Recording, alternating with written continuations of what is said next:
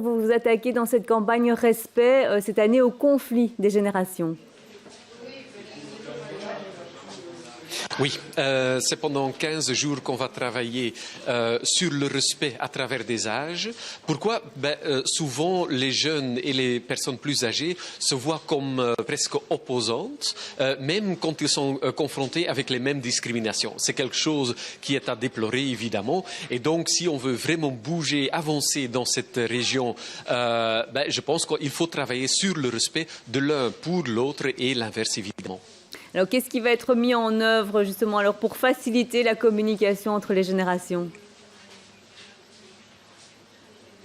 Pendant 15 jours, nous travaillons avec à peu près 25 associations sur toute la région pendant des débats, des colloques, des expos, des festivals films. Le but, c'est évidemment d'impliquer le plus que possible des Bruxellois pour réfléchir autour, mais c'est quoi le respect, Parce qu'il y a beaucoup de gens qui disent moi je veux être respecté, mais ils oublient souvent que le respect, c'est quelque chose qui se fait dans les deux sens. Respecter quelqu'un, ça veut dire aussi être ouvert pour l'autre et accepter que l'autre n'est pas toujours comme on est soi-même. Respecter quelqu'un, ça veut dire aussi respecter ses différences.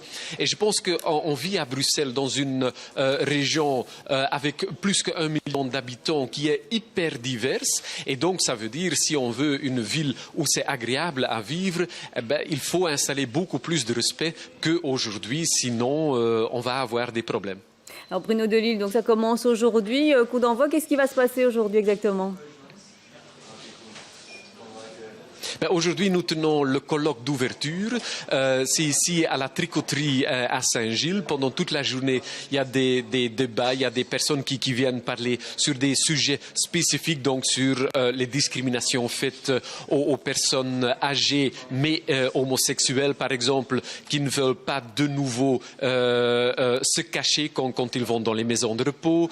On travaille aussi sur la situation des personnes issues des minorités ethnoculturelles qui constatent aussi que toute une histoire, toute une tradition se perd quand les vieux générations sont en train de mourir et que les jeunes qui sont nés ici n'ont pas toujours cette culture, ces traditions. Et donc pendant toute une journée, on travaille sur ce respect des différents thèmes. Et je pense que c'est très intéressant. Tout le monde est évidemment bienvenu, mais c'est pendant 15 jours. Donc si vous ne savez pas venir aujourd'hui, tu as encore plein de chances pour découvrir le programme de ce festival.